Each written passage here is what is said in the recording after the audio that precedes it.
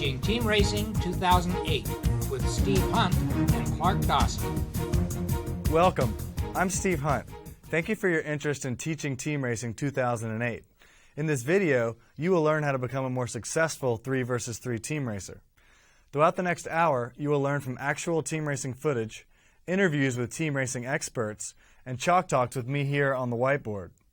First of all, what is team racing? Team racing is a race between two teams of sailboats. Each team is comprised of either 2, 3, or 4 boats. Team racing is unique in that it's a team sport, and it's your entire team's score that determines the winner. In 3 versus 3 team racing, which we will focus on in this video, 10 points or less wins. For example, if your team sails the perfect race and finishes first, second, and third, you add 1 plus 2 plus 3, giving you 6 points. That's less than 10, your team wins.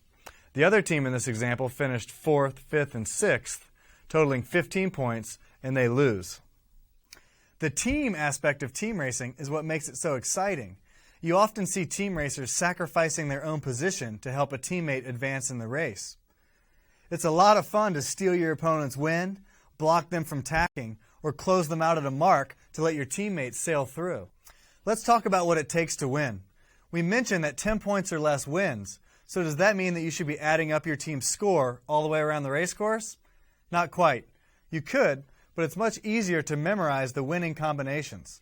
All of the following combinations win: the 1-2 anything, the 1-3 anything, the 2-3-4, 2-3-5, and 1-4-5. If your team crosses the finish line in any of these combinations, you win. While it is not too difficult to memorize all of the winning combos, which you should do, 3 of them are better than the rest.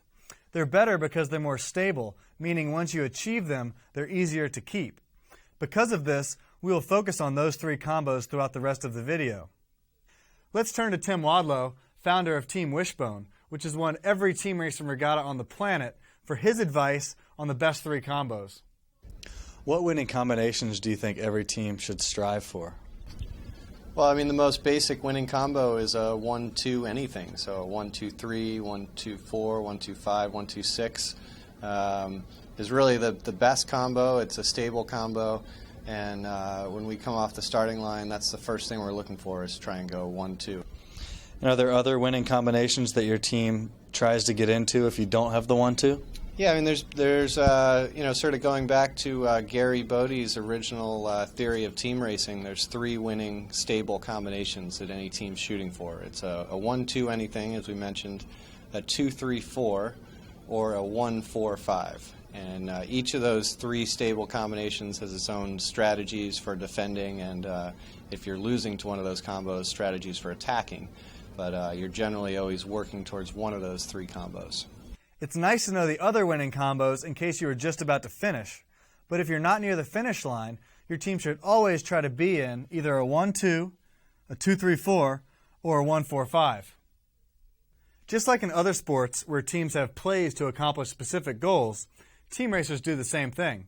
It's very common to hear teams calling plays on the water, for example, play 1, which is associated with the 1-2 combo, so everyone on the team has a specific goal or agenda.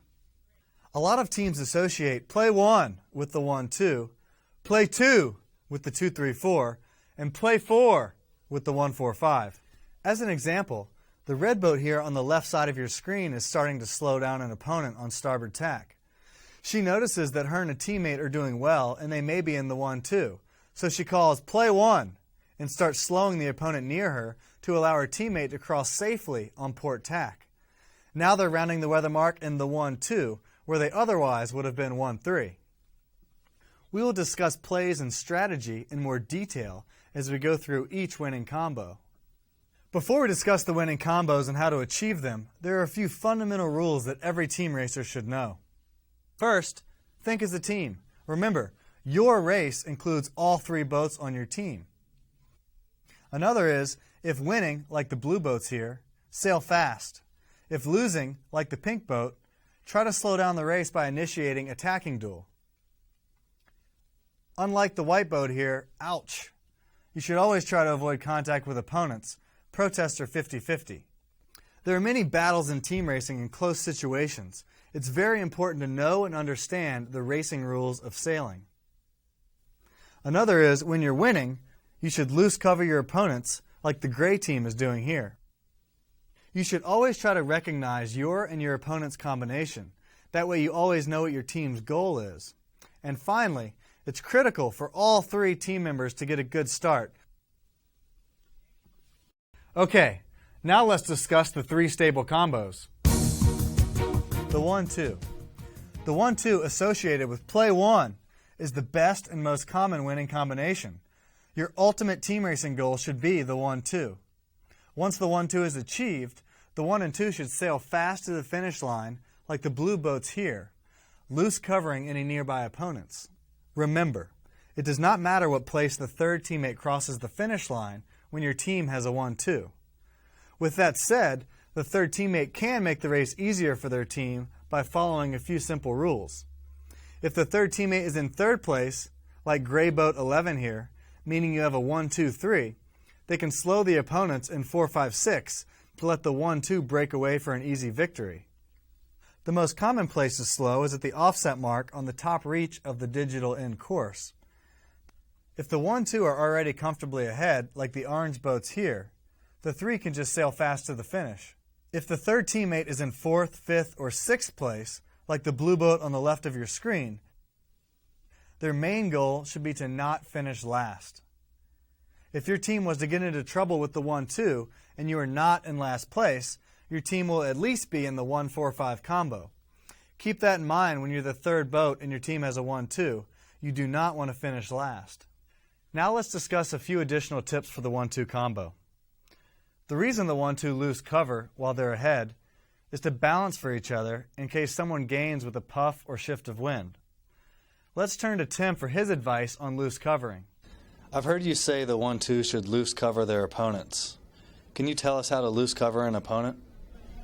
Sure. I think a lot of teams, they get in a 1-2 and they think, oh, we need to cover really tightly. One of the things we're trying to do in a 1-2 all the time is extend and get further from the third place and fourth place boat, because the more separation you have, the easier the race becomes. So if you're loose covering, then you don't have to tack nearly as often. And also when you're loose covering in a shifty place, you can sort of, you could tack anywhere from sort of to leeward and ahead or bow even, so that might give you a 5 or 6 boat length range of where you tack, so you could be playing some small wind shifts within that 5 or 6 boat length range and trying to extend away in the loose cover.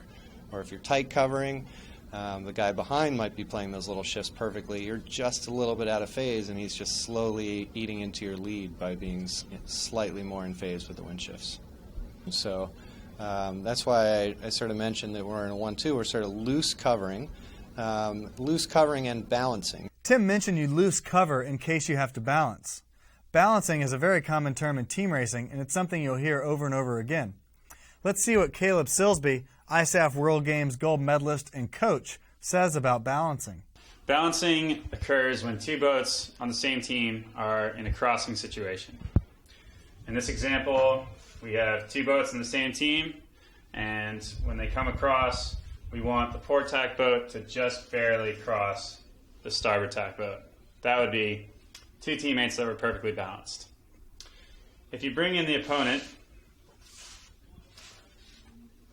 and the pairs are unbalanced,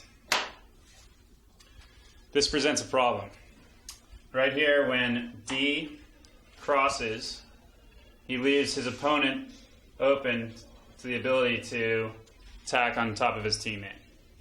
And this could possibly free up the last boat, the other opponent. And in this instance, we went from winning both pairs to now losing one pair and winning the other pair. So the two teammates in the blue team need to see this coming way back here. And F needs to slow down his pair as much as possible and get D across. And that's balancing. Upwind, you can slow an opponent by covering them and stealing their wind, like Red Boat 13 is doing here. While covering them, you should over-trim your main and luff your jib, slowing your boat and your opponent. Some skilled sailors even briefly backwind their main, like you can see the orange boat doing here on the right side of your screen. This creates a larger wind shadow than normal. Another slowing tactic is attack on your opponent repeatedly, like the red boat is doing here. Downwind, you slow an opponent behind by using your leeward advantage and luffing them. You can also make them sail extra distance, like the black boat is doing here. Let's hear what Tim says about balancing downwind. How does someone balance an opponent downwind when the opponent is behind them? Well, this is obviously a much more advanced team racing skill, and I can remember when I first got involved in team racing, we used to sort of, team race on the first beat, and then we'd get to the windward mark, and we'd think, okay, we'll just go downwind, and then when we get to the leeward mark, then we'll think about team racing again.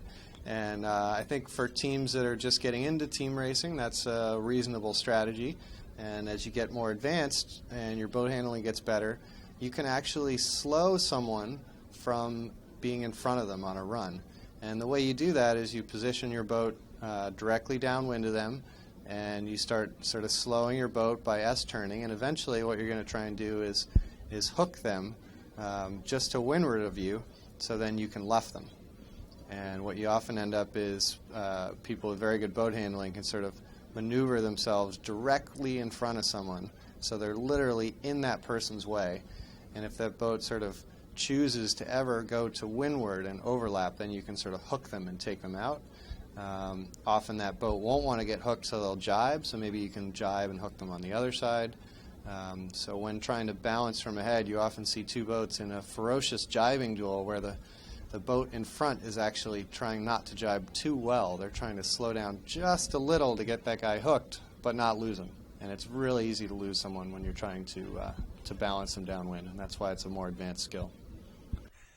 Now that we have discussed what to do if you're winning with the 1-2, let's discuss what to do if you're losing to the 1-2. Tactics are simple when losing to a 1-2. The 2 must be caught and passed back.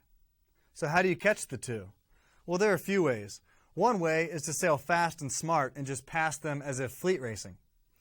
Another way is to have one teammate sucker them into attacking or pinching duel, like the pink boat is doing here, while the rest of your teammates sails fast. A more subtle but effective way is to sucker the 1-2 into pinching. Sometimes when you come off the line or you're on the first beat, you'll be on the windward hip of the 1 or the 2. Often in this situation, they start to pinch. Most people tack away in this situation, but in this case, since the 1-2 is beating you, you want them to go slow. So when the 1 or the 2 tries to pinch you off, just stay there. Stay there as long as you can, and while this is happening, your teammates are sailing fast, hopefully breaking up the 1-2. If you don't pass the 2 upwind, you must attack them downwind. One of the most common ways to pass downwind is with a technique called the high-low. Watch here as the leftmost black boat sails high of the orange boat ahead, trying to steal her breeze. While this is happening, black's teammate sails fast and low towards the mark, trying to pass by sailing less distance. Usually, the opponent ahead protects high to keep their air clear. If they don't, you just steal their wind and pass them that way. Once ahead, the new 2, which is your teammate, starts to pass the opponent back until you achieve a winning combo. Another technique you can use downwind is to gang up on the 2 and try to steal their wind together. You can see the 2 black boats here are trying to cover orange ahead. When orange jibes, the black boats pursue by jibing as well. If the black boats stick close together, they can form a pretty large wind shadow. The key is to work together as a team to pass the 2. Once you catch up to the 2, you can possibly take them out with starboard tack advantage, like the black boat here, or get an inside overlap at the leeward mark, like blue is doing here. Coaching tip. Remember, when losing to a 1-2, you have to catch the 2, or you lose. No one on your team should be doing anything except sailing fast or attacking the 2. It drives me crazy as a coach to see people team racing behind the 1-2. You have to understand, the whole race is the 1-2, so catch them. Slowing their third teammate has no value. Losing to a 1-2 summary. You must sail fast and catch the 2, and then pass them back for the winning combo. Let's move on to the next stable combo, the 2-3-4. The 2-3-4, often associated with play 2, is a very solid combination and takes teamwork to win. When sailing in the 2-3-4, each team member should keep one goal in mind. Keep the 5-6 behind you. Let's watch the white team here work together to keep red boats and 5-6 behind them. Notice when the red team makes a move to the edge of the course, the white team goes with them. They know that you don't let competitors sail to an open space on the course where they can pass you with a puff or a shift of wind. Notice the perfect 2-3-4 positioning. The 2, or the point, is in the middle of the course and ahead. In this position, they can help out either side if necessary if one of their teammates were to get in trouble. You can look at this coverage zone as an umbrella of bad air and coverage. You never let the 5-6 get outside of that umbrella of coverage where they can get a shift or a puff of wind. All team members in the 2-3-4 should be aware of what side is favored, and the teammates on that side should be balancing if necessary. The red boat here sees the right side of the course is gaining, so they go to that side to help slow down the white competitor. They do so to help their teammate on the left side of the course catch back up. By doubling the coverage, it helps keep the 2-3-4 balanced in a big shift or puff of wind. You can see here the point boat of the blue team sails over to help their teammate balance the pink boat. They do so to help keep the 2-3-4 balanced across the course. Downwind, the 2-3-4 should be handled much the same as upwind. The three teammates should spread out across the course, with the point being furthest ahead in the middle of the course, pushing the 1 to the leeward mark. When they get to the leeward mark, they can break the overlap on the 1, forcing them to round the mark. This way the 1 can't condense the race like they'd like to. The last upwind leg to the finish is critical for the 2-3-4 to keep their lead, like the orange boats shown here. Because of this, there are special ways to round the leeward mark to make sure you spread across the course evenly while staying ahead of the 5-6. Let's go over the two most popular methods. The most popular method is the weave. In the weave, the 2 rounds the leeward mark, sails for 1 to 2 boat lengths, and tacks. The 3 rounds and sails to the same spot that the 2 tacked, and they also tack. As the 4 rounds, the 2 tacks back, making sure that they're not covering their teammate in 4. So the 3 sails to the left, the 2 now has the middle, and the 4 has the right side. You can see that after they do the weave, they have spread out across the course, just like we described earlier. The next method is called the clean escape. The clean escape is very similar to the weave, but it involves less tacking. Let's watch. The 2 rounds and sails 1 to 2 boat lengths and tacks over. The 3 rounds and sails 1 to 2 boat lengths past the point the 2 tacks, so they have their own lane, and they tack over. Now the 2 and the 3 are sailing fast, heading left. The 4 rounds and slightly pinches. The reason they pinch is that 5 and 6 are now rounding, and they either have to stay here pinching or tack into this bad air zone created by the 2 and the 3. So in this situation, the 2 takes the left, the 3 takes the middle, they can tack back if they need to, and the 4 takes the right, slightly pinching at first and then releasing and sailing fast.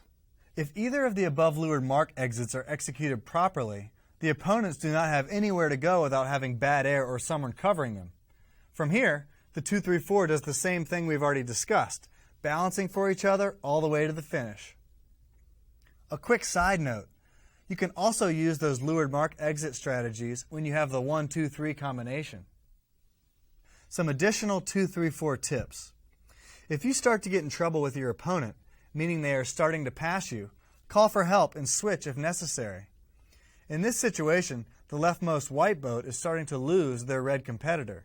They should call for help from their point man. Unfortunately, in this case, the point man, who is luffing their jib there, is not in a good position. They are too far behind to help, and therefore their teammate's in trouble and has to handle the red boat by themselves. Remember, the point should stay in the middle of the course and ahead of both of their teammates. The second additional tip, often in a 2-3-4, the 5-6 who you are covering bring the action to the middle of the course. They're hoping to create some confusion between you and your teammates. There's a rule, never duck your teammates in this situation. So never duck when you are covering an opponent, and I'll show you why. As the red boat here approaches their teammate, if they were to bear away and duck and keep sailing straight, blue boat sails straight, And now all of a sudden, this red boat has much less of a good cover on the blue boat that they were covering. Let's back this up. If the two red teammates see this situation coming, they should communicate and say, let's switch. And by switching, they both tack. Let's see what happens there. As the two red boats approach, they say, hey, let's switch. Red boat here starts to tack. His teammate does a tack as well.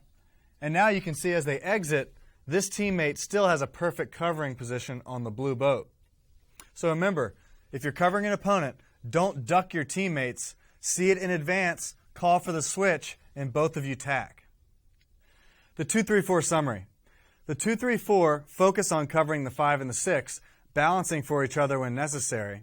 And remember, the point, the 2, should stay in the middle of the course, both upwind and downwind. That way they can help either side if necessary. Now let's discuss what to do if you're losing to a 2-3-4. You know, the opposite of a 2-3-4 is a 1-5-6. The 1 can really try and compress the race and, you know, try not to lose the 1, but to do as much disruption as possible to compress the race. And when the race gets really compressed, it's easy for, you know, the 5 or the 6 to, you know, slip by the 4, and then all of a sudden your 2-3-4 is a 2-3-5 and it's not stable anymore. The 1-5-6 summary.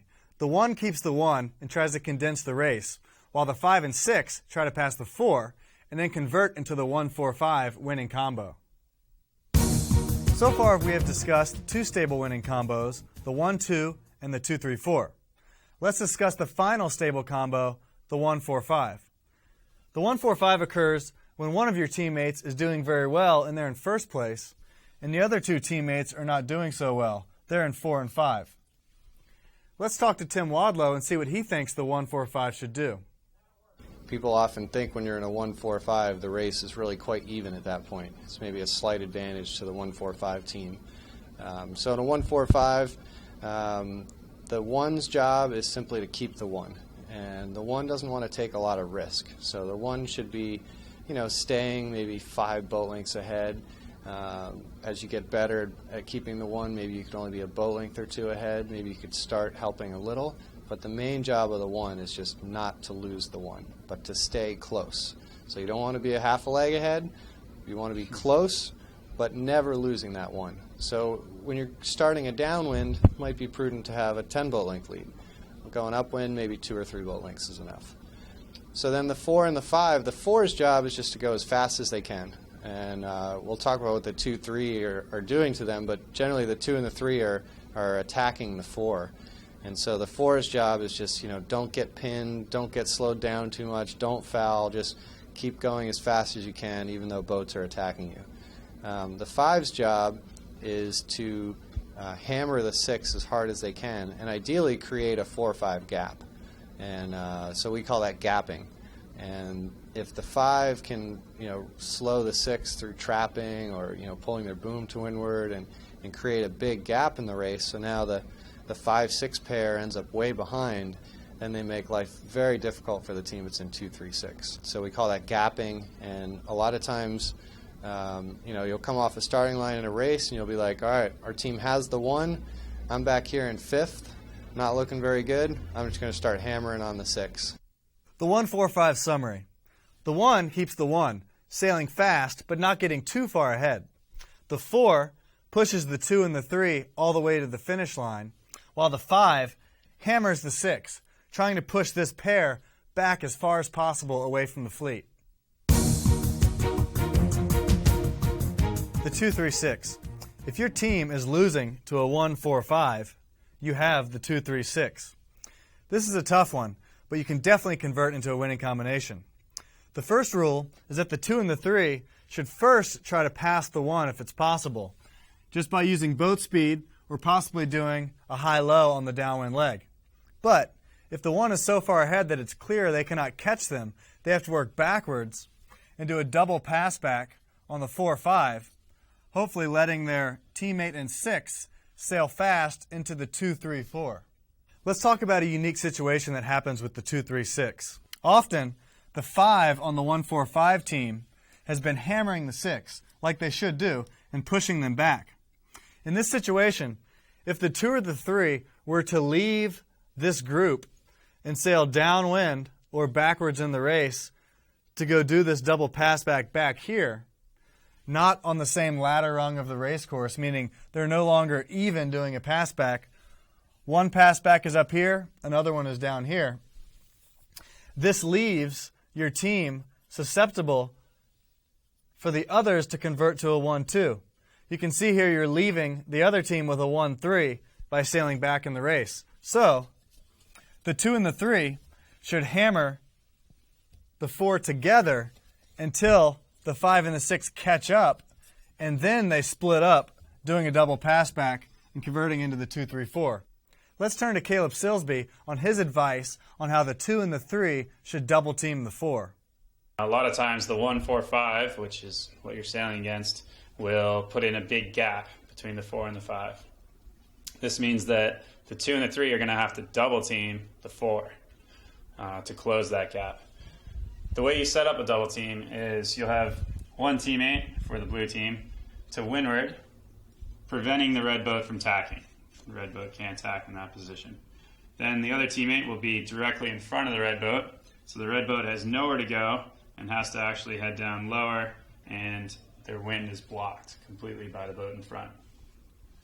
Now once this opponent is paired up and balanced with the other opponent, then the double team splits off and they go and make that pass back. And that's how you convert a 2-3-6 into a 2-3-4. So it is important for the 2-3 to work together and use their 2-on-1 advantage to slow the 4. The 2-3-6 summary. The 2 and the 3 should first try to pass the 1 if possible. But if the 1 is too far ahead, they have to work backwards and do a double pass back on the 4-5, allowing their 6th place teammate to move into the second spot for the perfect 2-3-4. The 1-4-5 and 2-3-6 combos are fun, and with good teams, you can always expect some action. That's it for the 3 stable combos, so remember, your team always wants to be in either a 1-2, a 2-3-4, or a 1-4-5. Now that you know the winning combos you'd like to be in, you need to know how to convert into them. And you do that with moves called mark traps and pass backs. With both pass backs and mark traps, you are slowing down an opponent to let your teammates sail past. A few situations where you might do a pass back or mark trap are as follows. Your team has a 1-3, like the black boats here, and you convert it into a 1-2. Or your team has a 1-4-6. The white team here has the 4-6 downwind, and they convert that into a 1-4-5. Let's discuss passbacks first. Passbacks involve 3 boats sailing near each other in the open course. Your goal in a passback is to gain control of an opponent, slow them down, and let your teammates sail fast and free, passing you both. The perfect controlling position upwind is to be the windward boat, bow forward, pinning the opponent from tacking, and also stealing their wind. You have to stay close enough to prevent them from tacking, but make sure you are far enough away so that you don't foul them as the windward boat. Let's watch as boats perform upwind passbacks here. See here as the windward black boat, the 2, is stealing their opponent's wind while their teammate, boat 1, sails fast forward. Once both boats are solidly ahead of the orange competitor, they tacked around the mark. Downwind, you perform a passback by acquiring a tight leeward position on an opponent and luffing them, like the black boat is doing here. While you and the opponent are luffing, your teammate sails fast toward the leeward mark. Remember earlier in the video when Tim described how to acquire a tight leeward position while sailing downwind. The key was to stay a half a boat length to the left of your opponent, like you can see black number 3 doing here to orange number 4. This way you always have starboard tack advantage during the jibing duel. If black boat number 3 were to jibe here, they would have starboard advantage on orange number 5. You can see up ahead as an orange boat jibes to starboard and heads for the black boat. Another bonus to setting up to the left downwind is that you have inside overlap as you approach the leeward mark. You can also perform passbacks by pinning an opponent. With pinning, you are using the racing rules of sailing to prevent an opponent from tacking or jibing. Watch here as the black boat in the center of your screen pins orange number 6 from tacking around the windward mark. Meanwhile, black's teammate behind tacks around. Again here you see the gray boat number 10 sailing just to windward and behind of yellow boat number 8, pinning them from tacking too close. To pin downwind, you must be the leeward boat overlap with the opponent or be so close behind them that you prevent them from jibing too close. Most of the regattas we sail, if a boat jibes to starboard, they have to at least give the other boat 3 seconds before they hit. So if you stay close to a boat ahead, you can prevent them from jibing too close. So downwind pins are pretty straightforward, but with upwind there are 2 distinct pinning moves. They are called the out the back method and out from underneath methods. In the out the back method, the opponent is pinned from tacking or jibing, and your teammate tacks out the back, ducking both boats, heading towards the weather mark. This is very common near ley lines. In the out from underneath method, which happens in the open course, the boat being freed, which is red boat number 15 here, sails fast while her teammate, red number 13, covers the white opponent. Red number 15 is escaping out from underneath. For each of these methods, the boat doing the pinning sets up differently. In the out the back method, the pinner sets up towards the back of the opponent, not letting them tack or jibe, like black boat number 3 is doing here. That's it for passbacks. Let's move on to mark traps. A mark trap is similar to a passback, except that you use the rules associated with turning marks to your advantage. Let's look at a traditional mark trap. The blue boat here wants to pass his teammate in 3rd place up into the 2nd position. So he enters the 2-boat length circle and slams on the brakes, over trims the main, luffs the jib, maybe swerves around, forcing the red boat to overlap him either to windward or to leeward. If the red boat overlaps to windward, he luffs, taking out the red boat, allowing his teammate to sail fast around the leeward mark. If the red boat goes below blue when he slams on the brakes, the red boat is not entitled to room. So blue hails no room, pins them out at the leeward mark, and blue's teammate goes the opposite way and sails around them both. Now that's a mark trap. And again here at the weather mark, blue boat enters the 2-boat length circle and slams on the brakes, forcing red to overlap them to leeward. And in this situation, they just sail, pass ley line, go head to wind, and prevent red from tacking, while their blue teammate comes in and tacks around the mark. That's it for passbacks and mark traps. Now that you know what the winning combos are and how to convert into them, we'll move on to one of the most critical pieces of a team race, the start. Starting well is one of the fundamentals of sailing, and it's extremely important in team racing. The best advice we can give is that all 3 teammates should be on the line with speed at the gun. If you get a good start and shoot out into the 1 or 2 spot, you can help your team the most. Be a good teammate and be on the line with speed at the gun. There are 2 basic schools of thought for team race starting. One is man on man, and another are geographic starts. Let's turn to Tim for his advice on geographic starting. Does your team designate who starts where before the pre-start? Yeah, we've had the same starting assignments since the very beginning. We've all just had our own position that we like to start in. I like to start at the pin. My good friend Tim Fallon likes to start in the middle. And we've had a few different teammates as our third, but it's often either Graham or Mark or Pat, and they're usually the boat guy. And we just get really used to the battles that happen at our different ends of the starting line, and also get used to interacting with each other. So starting at the pin, I'm often interacting with my teammate Timmy, and not seeing the boat guy as much. So we get used to sort of some more complicated plays or situations that might happen with 2 of us working together to try and win the pin end. Does your team have a specific starting strategy? And if so, will you share it? Sure. I mean, our basic starting strategy is, we're not trying to outright win the start. We're trying to get an even start or maybe a slight advantage for us, but we're trying to get that 100% of the time.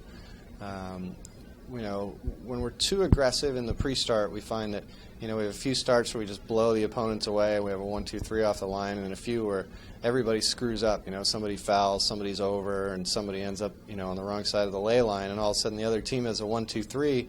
We just can't come back from it. So for us, the best strategy that we developed is just trying to have, everyone have a solid start, not exceptional, but start every race in the hunt. and then hopefully use a little better speed, a little better boat handling, and a little better team racing skills to hopefully win 100% of races from an even start, as opposed to a few times being down 1, 2, 3 right off the line where you have no chance of coming back.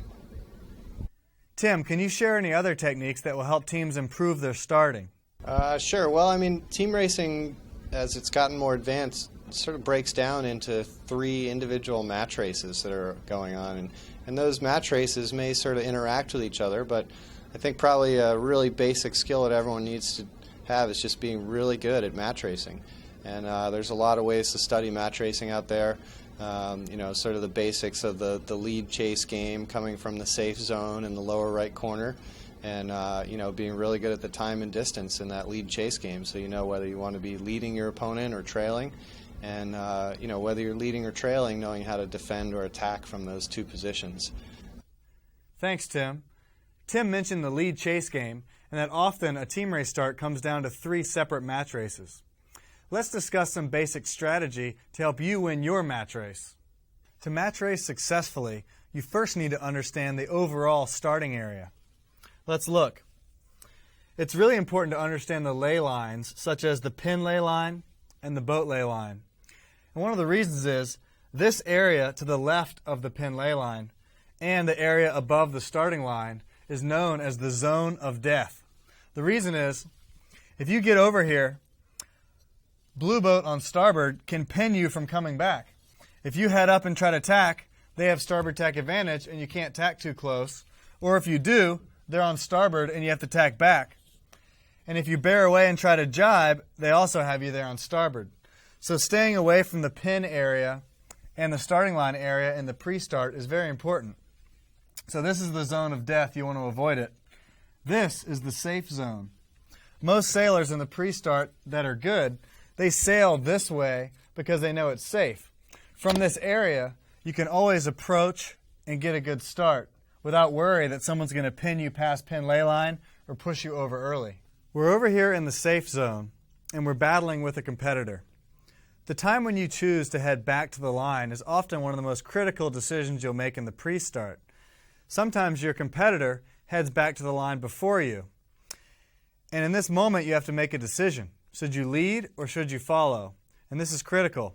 There are a few rules to help you decide what to do. So your competitor's heading back to the line, and now it's your choice. If you think that they are early, you should chase them, because they're going to get up to the line, the zone of death, early, and then you will have advantage. If you think that they're late, you should lead them, because they're going to be late to the start. So why not lead them, steal their wind, and then you get a good start by yourself. Now, if your opponent chooses about the right time to head back to the line, meaning you're looking at your watch and you're thinking about going back now too, you have 2 factors to consider. So they go back at about the right time. If it's light air, you should lead them. It's much easier to cover someone in light air. But if it's breezy and they go back at about the right time, you should chase them. You always get to the line sooner than you think in the breeze, and also, if they're trying to cover you, it's very difficult to do that when it's windy. So a quick recap. If they're early, you should chase them. If they're late, you should lead them. And if they're at about the right time, you lead in light air and chase in heavy air. Hooking and posting up are moves the chasing boat does in order to achieve a tight to leeward start or to post up above their opponent so they can sail straight off the line or tack and go right. Okay, the chasing boat trying to hook. They accelerate in, acquiring an overlap on the boat ahead. Then they luff them head to wind. And now they control when both boats go for the line. If there's only a few seconds left before the start, this is the perfect move because blue bears away to get a good start and red is late. Posting up is when blue fakes the hook. Usually, the red boat will bear away, trying to prevent the overlap. When they do, blue heads up and luffs, sometimes slightly past head to wind, and then bears away. Red heads up, but now blue has achieved a gap between them and can sail fast off the line heading left, or they can tack immediately after the start and head right. Now let's talk about the lead boat here. how do you prevent the hook or the post up? So what happens when blue goes for the hook, red should bear away, matching speed and angle, therefore preventing blue from acquiring an overlap. If they do this, blue cannot hook. Blue will usually here head up hard, and if red watches them closely and heads up hard as well, they can luff them, and now they have the tight to leeward position, not allowing blue to post up. So we talked about the chasing boat, hooking and posting up, and what the lead boat does to prevent that. Now I want to give you a quick tip for the lead boat and the chase boat. The lead boat's goal in a hooking post-up game is to stay in sync with the boat behind.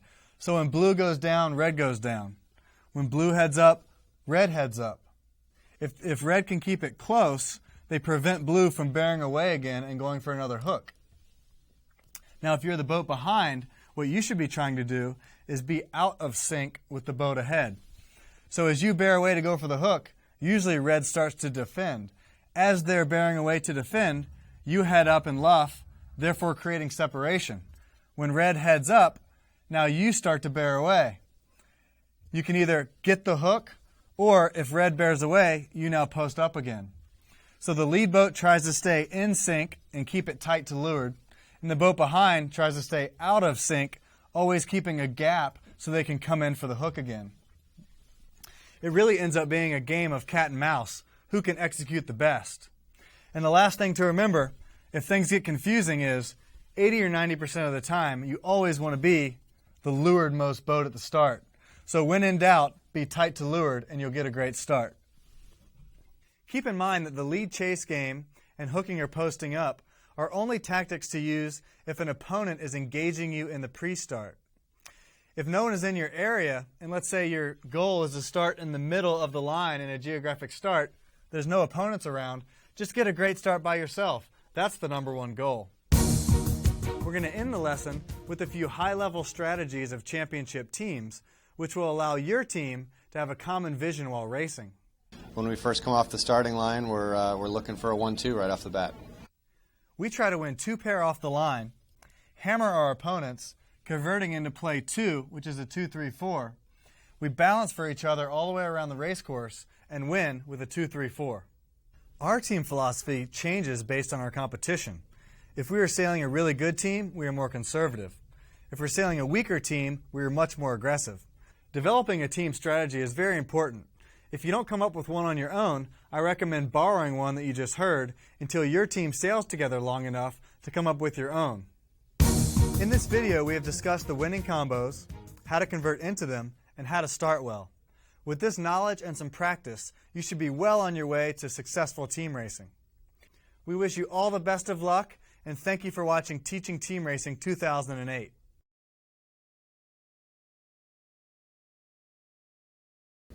Well, Tim, thank you so much for joining us this evening. So, Tim, what do you think has allowed your team to be so successful? Well, I think a lot of the success of Wishbone has come from having 6 people together who all really enjoy each other, all work really well together, and just having that teamwork develop. And we were able to keep the same core team together over a period of many years, and every year we got better. And you mentioned we won a lot of regattas, but in the beginning we didn't. In the beginning it was sort of school of hard knocks, and as our teamwork came together, we got better and better at working together as a team. We got better as a team, and the results came with time.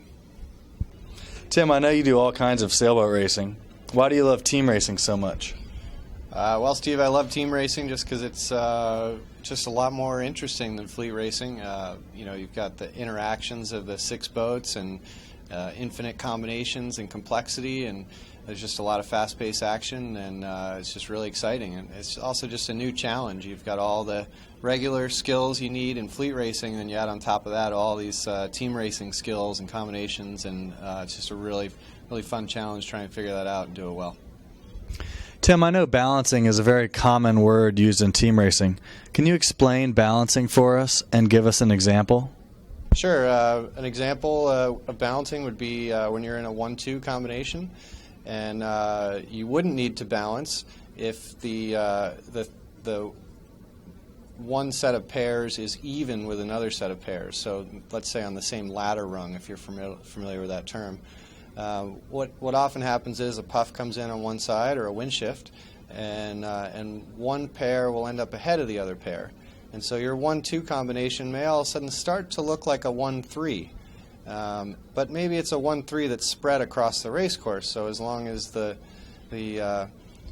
one can balance their side back, then you can sort of get back into a 1-2. So I guess my definition of balancing would be slowing the opponent to get them behind your teammate. How does someone balance an opponent downwind when the opponent is behind them? Well, this is obviously a much more advanced team racing skill, and I can remember when I first got involved in team racing, we used to sort of team race on the first beat, and then we get to the windward mark and we'd think, okay, we'll just go downwind, and then when we get to the leeward mark, then we'll think about team racing again. And I think for teams that are just getting into team racing, that's a reasonable strategy. And as you get more advanced and your boat handling gets better, you can actually slow someone from being in front of them on a run. And the way you do that is you position your boat directly downwind of them, and you start sort of slowing your boat by S-turning, and eventually what you're going to try and do is hook them just to windward of you, so then you can luff them. And what you often end up is people with very good boat handling can sort of maneuver themselves directly in front of someone, so they're literally in that person's way. And if that boat sort of chooses to ever go to windward and overlap, then you can sort of hook them and take them out. Often that boat won't want to get hooked, so they'll jibe, so maybe you can jibe and hook them on the other side. So when trying to balance from ahead, you often see two boats in a ferocious jibing duel where the boat in front is actually trying not to jibe too well. They're trying to slow down just a little to get that guy hooked, but not lose him. And it's really easy to lose someone when you're trying to balance them downwind, and that's why it's a more advanced skill. So when you say hooking, you mean the boat behind overlaps your boat, Yep. and now you can luff them. Now you can luff them and literally take them head to wind. And often on a run, when we're team racing, if I've got someone really good ahead of me that's trying to get me locked, and maybe I make a little mistake and he gets me, he spins me, he's going to spin me all the way head to wind, and I'm probably going to have to tack around.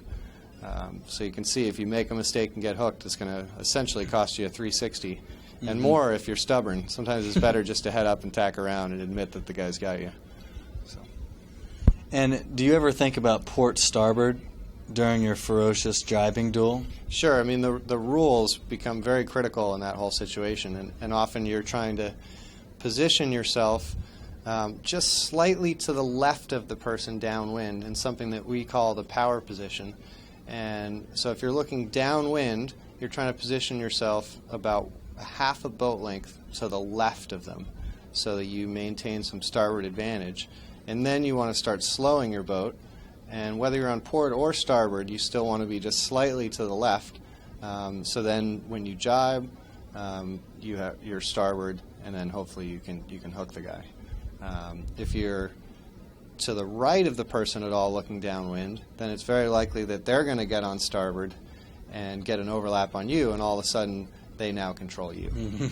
I've definitely made that mistake before. Yeah. So looking downwind, stay to the left of your guy all the time. If your team thinks one side of the course is heavily favored, how do you adjust your starting strategy? Well, if one side's really favored, it's going to have a big impact on your decision of whether you want to start to the left or the right of your man, just sort of right off the bat. So if I'm the pin man and it's really right side favored, I'm going to be looking to start to windward of my man. And if it's really left side favored, just to start to leeward. Part of our low risk starting strategy is we're not going to have all three boats starting at the favored end. If it's left side favored, we'll have hopefully win the pin. We'll have a priority on that. We may have the pin guy and the boat guy working together to try and make sure someone wins the pin. But in general, our philosophy is, win the favored side, one boat, and then you've got a one in the race, and then try and get a couple other guys off ahead of some people, and then you can work that into a 1-2. Do you ever have the boat end starter start to the left of their competitor? Sure. If it's really pin favored, then the boat guy is going to be starting to leeward of his man. Basically, if it's really pin favored, everyone is trying to start to leeward of their man. So in the perfect start, we'd have the pin position, the third position up, and the fifth position up. So everyone's to the left of their man. And if that side's favored, then everyone's ahead of their man. Mm-hmm. And so if the right side's favored or the boat's favored, everyone tries to start to the right of their competitor or their opponent? Exactly. Start to the right. You don't even have to have great position, but if you're just a little to the right and you can tack right away, then you'll always be to the right. You'll always have starboard advantage. And often we're doing starboard windward mark rounding, so that starboard advantage is really critical. So, we sort of have a general rule: when in doubt, the boatman pretty much 90% of the time wants to start to the right of his man. And it's kind of the opposite rule at the pin. Really, you want to start to the left of your man probably 80% of the time, unless it's really boat favored. And if you're able to do that, if the boat guy starts to the right of his man, the pin guy to the left, now you've kind of got both sides of the course covered. Chances are one of your guys is going to be first, just because you have that side if a shift comes in, but also just, there's always an advantage to the leeward boat. The guy in the hip's always falling in. And so at the pin, the guy above you's falling in, and at the boat, often those two guys tack right away. So you've got the leeward position dragging out right. What should the 2-3-4 combination think about to keep that combo all the way to the finish? Well, 2-3-4 is a tough combo to keep, and if you remember earlier, I mentioned my ideal combo is a 1-2, and that's mostly just because the 2-3-4 is harder to defend. Downwind, the 2-3-4 is tough because you've got 5 and 6 are both going to double cover 4. And the other reason it's tough is because if the 1 is doing a good job, the opposite of a 2-3-4 is a 1-5-6. The 1 can really try and compress the race, and try not to lose the 1, but to do as much disruption as possible to compress the race.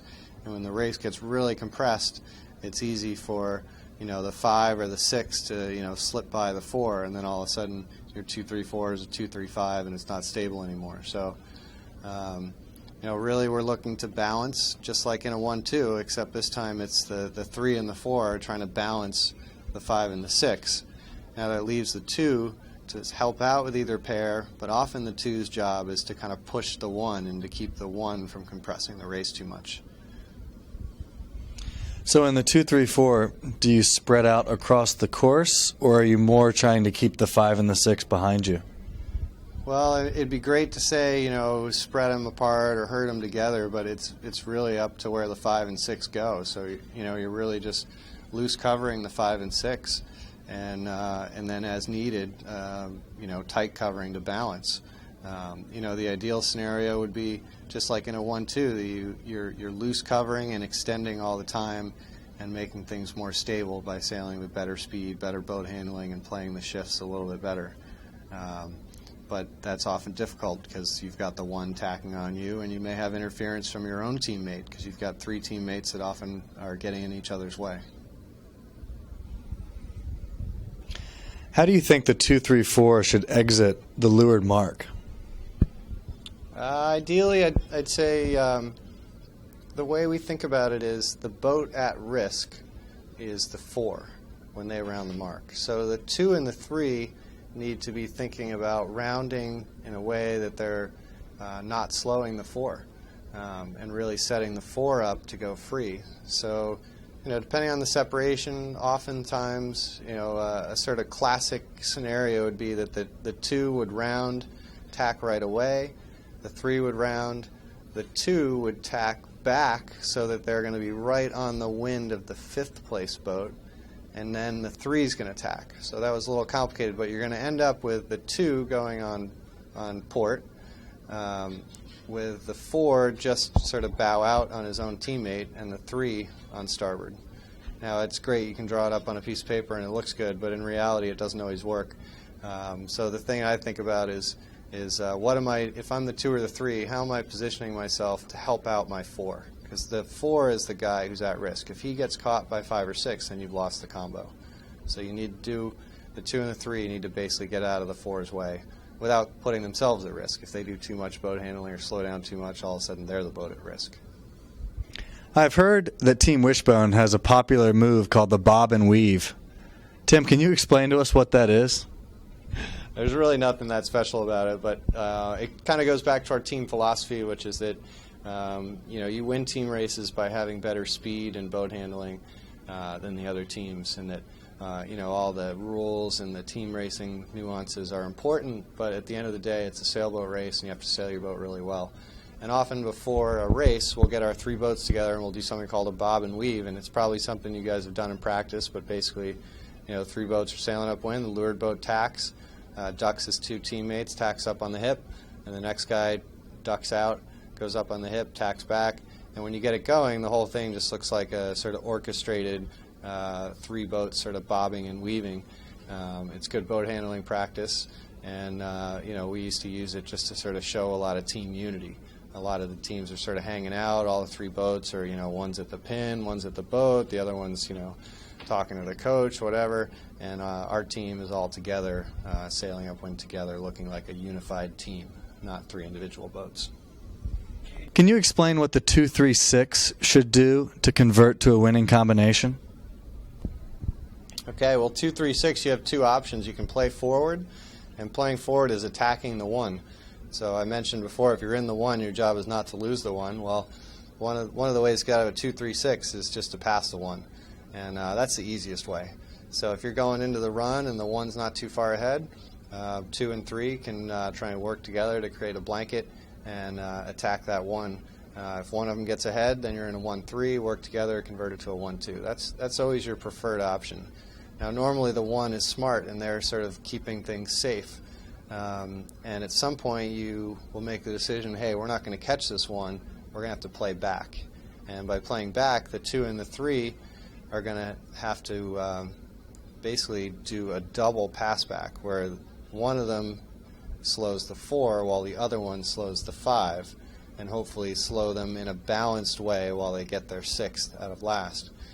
Now, if the other team, the 1-4-5, has managed to put a big gap in the race, and now the race is really spread out, the problem is if you go to do those two passbacks at the same time, they're going to be on totally different ladder rungs, and you're going to be giving up a 1-3 to the other team, which they'll easily convert to a 1-2. So you have to do something that we call compressing the race, or taking the gap out. So often the 2 and the 3 will first work together to hammer the 4, double teaming that boat to compress the race. And once the race is compressed, then they'll split. And one of them will stay with the 4, the other one will go with the 5. So it's sort of the most complicated scenario, because you've got to, compress through double teaming, which is an important set of skills which needs to be practiced, 2 boats working together to slow 1 boat. And then once the race is compressed, then you have to convert from double teaming, get one guy in good single cover position, the other guy splits away to try and make the other pass back happen. And do you communicate when you've decided it's time to split up as the 2 and the 3? Do you talk to each other to get the good positioning, and then one boat splits away to the 5 and 6?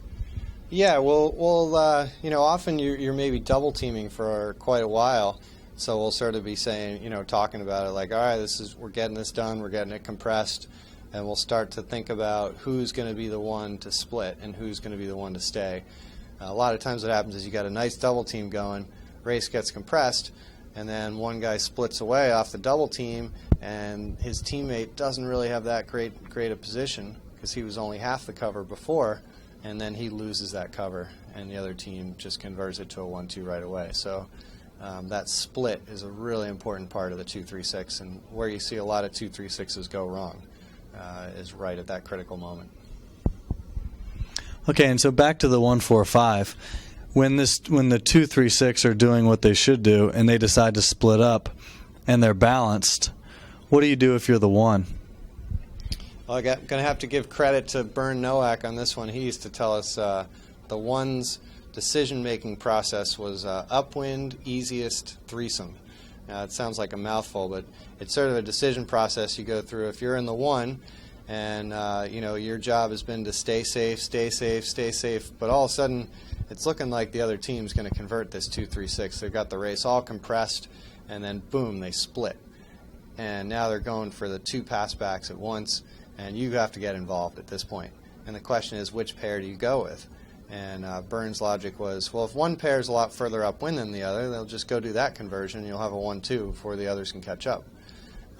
If there's not one that's further upwind, then go to your next set of logic. So it was upwind, next is easiest. The next easiest would be, if one of your teammates is almost bow out, and you could just sort of reach in, give an opponent a little bit of gas, get that pass back done in 10 seconds, well, then take the easy pass back. Don't do the hard one. So upwind, easiest. Now, if you look and they're both balanced, they both look about the same, so you're still not sure what to do, then you go with the group of 3 boats instead of the group of 2 boats. And that's Burns' rules, and been following them for a while. They seem to work most of the time. So perfect. Credit to Burn. I know lured mark traps can be difficult. How should one set up at the lured mark to do a successful mark trap? Well, I'm assuming it's a lured mark that you're coming into on a run. It's a little like we talked about before. You're going to want to use the power position. You're going to want to be just to the left of your guy. So if you drew a line between your opponent and the mark, you would want to be just to the left of that line. And you're going to want to slow as much as you can and be just in front of that opponent when you get to the 2-boat length circle. So there's no point in getting to the 2-boat length circle, 10, 20, 30 seconds ahead of that guy, because then you're just going to sit there drifting into the mark. So you want to get to the 2-boat length circle right in front of him. Don't want to let him overlap you, but just in front of him.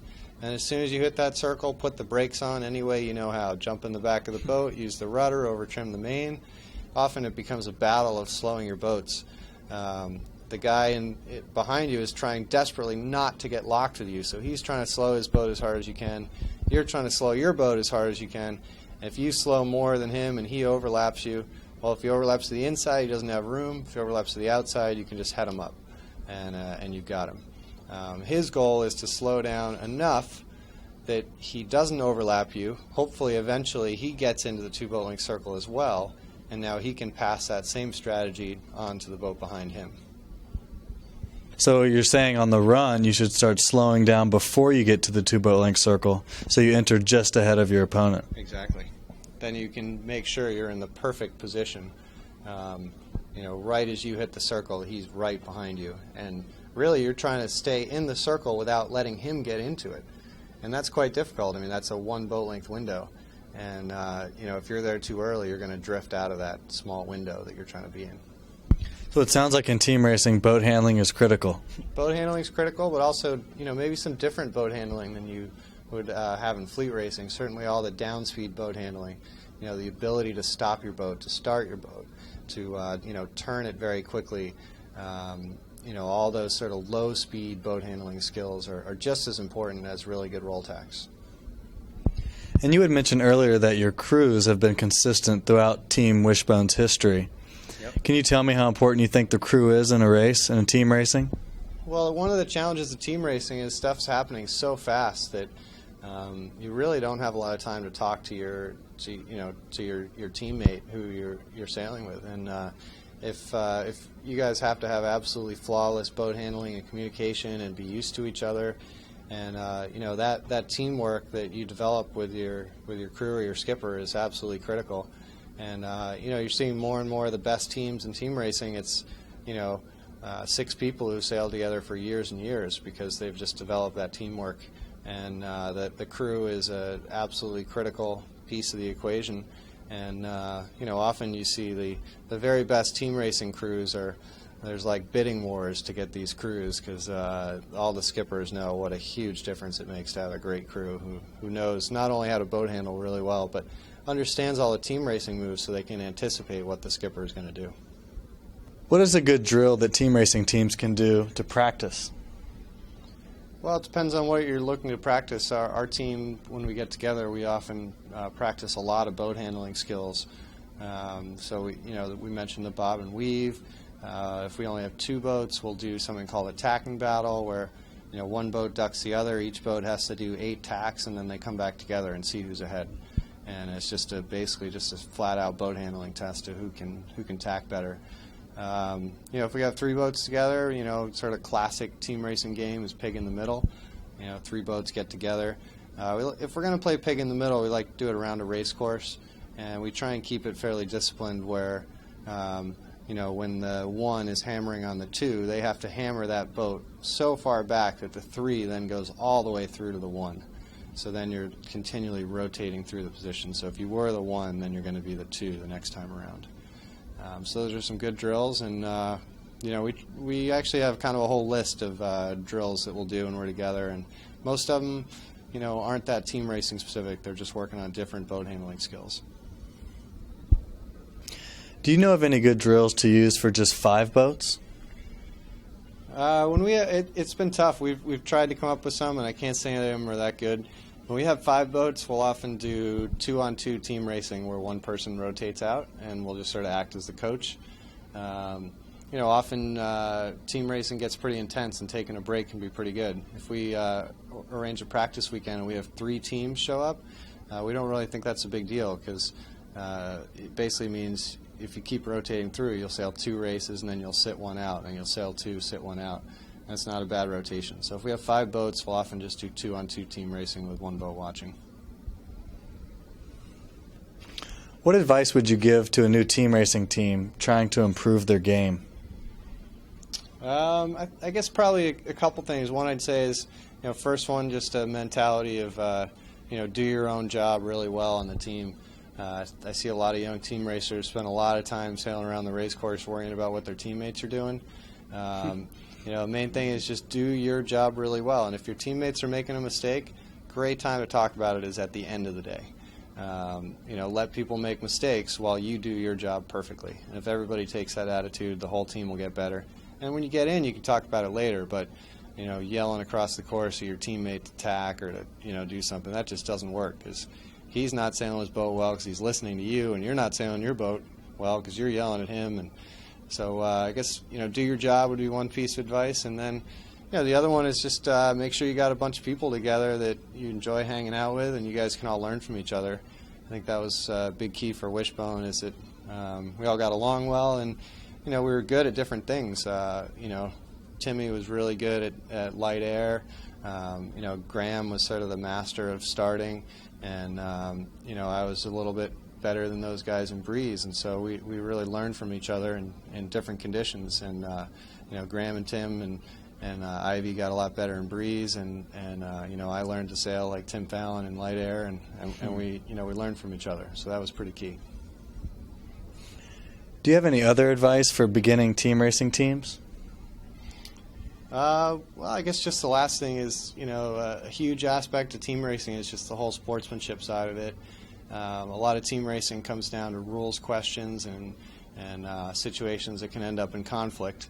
And, there was a dark period of team racing that went on before my time, and it was a period where team racing was stuck in protests and green flags and a lot of yelling, and a lot of people didn't enjoy team racing because it was about the bullies intimidating people and getting their way, and it sort of killed the sport and gave a lot of people some bad reputations. And then we had some good years that were sort of started by a bunch of Tufts graduates who sort of started this new creed of team racing, which was all about good sportsmanship and just enjoying the sport. And the only way you're going to enjoy it is if you had respect for your competitors, and you guys could sort of come together and race against each other without having conflict. And team racing went through a really good period, and we got to make sure we stay in that good zone where people are enjoying the wonderful sport without making a sport out of getting in protests and yelling matches and that kind of stuff, and hopefully don't take us back to the dark ages. I totally agree. Have fun and earn the respect of your competitors. Well, Tim, thank you so much for joining us this evening. I've learned a ton, and I really appreciate all of your advice. No problem. Good luck in all of your sailing. All right, thanks for having me, Steve.